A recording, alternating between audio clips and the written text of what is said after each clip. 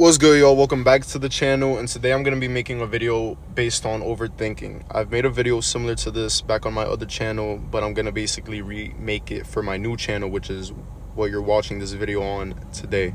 So, overthinking.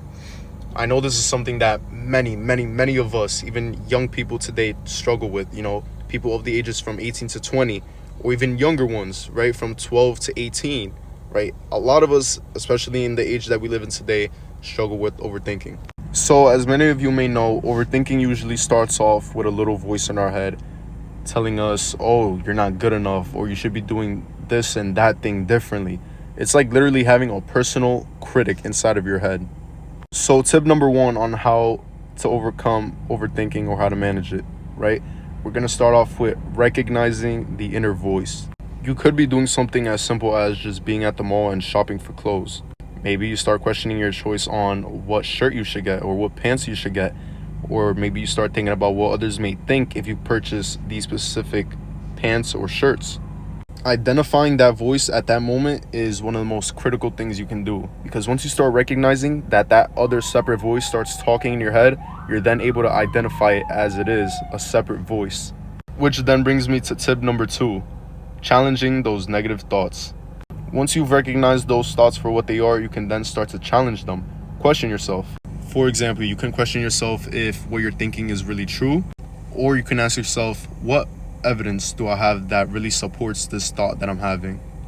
Usually that voice in your head that starts to make you overthink likes to exaggerate things and makes it seem very more dramatic than what it really is.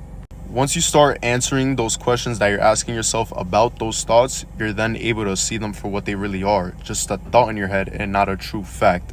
Now we're going to go into tip number 3, which is practicing mindfulness and relaxation. Sometimes, depending on the thing that we're overthinking about, can really spiral us out of control and make us act very impulsively if we don't start to center ourselves and get ourselves under control. So things that have helped me in moments like those is meditation, deep breathing, and simply just going out for a walk. And it's when you start to do one of those 3 things on a daily basis that can actually help with clearing your mind and bringing you back into the present moment. In a sense, it actually helps with making you feel much more grounded, and in turn helps you deal with those negative thoughts way more effectively. We're going to be talking about setting realistic goals. So this one really ties in with, goals and tasks, things of that nature. Now, how you can help yourself when it comes to setting realistic goals for yourself, or even goals in general that you set for yourself for your future, or even handling tasks that you may have at hand, like either at work or at home, things of that nature.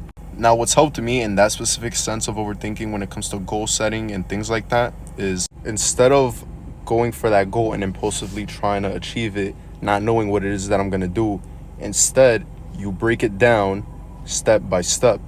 Say one of the goals you set for yourself is moving out of your parents' house. You may be thinking to yourself, oh, I gotta move out, I gotta make this money so I'm able to move out into a new apartment. But you're not actively thinking about what it takes to actually get there, the steps you need to cautiously take to get there. Yes, the thought of moving out and, having a nice view for yourself, having a room to yourself, having no adults in there and it just being you, the only adult in that house, it may sound good and all, but you're not really thinking about the steps that it takes to get there. And what does that cause? Even more overthinking on, how am I going to get there? What do I got to do to get there? Oh man, I have no idea how to get there. That's why when it comes to things like that, you really need to break it down into a step-by-step process. That way you're able to manage it much more effectively and go by it step by step. Once you have a clear mind and a clear plan on how to get there, it's much more easier to handle everything step by step instead of all at once. So that's all I got for y'all today on how to silence your inner critic, silence your overthinking, and finding some true inner peace. I want you all to remember though, it's really all about recognizing those overthinking thoughts, negative or not, and really recognizing them for what they are, just that, a thought. Along with, of course, challenging them and being kinder to yourself. But yeah, man, if y'all like the video you just seen, make sure to hit that subscribe button, the like button, the comment button, and even the share button. Share with any friends of yours that may be struggling with overthinking themselves. Hopefully they find this video helpful. And yeah, that's all I got for y'all today. I'll see you on the next one. Peace.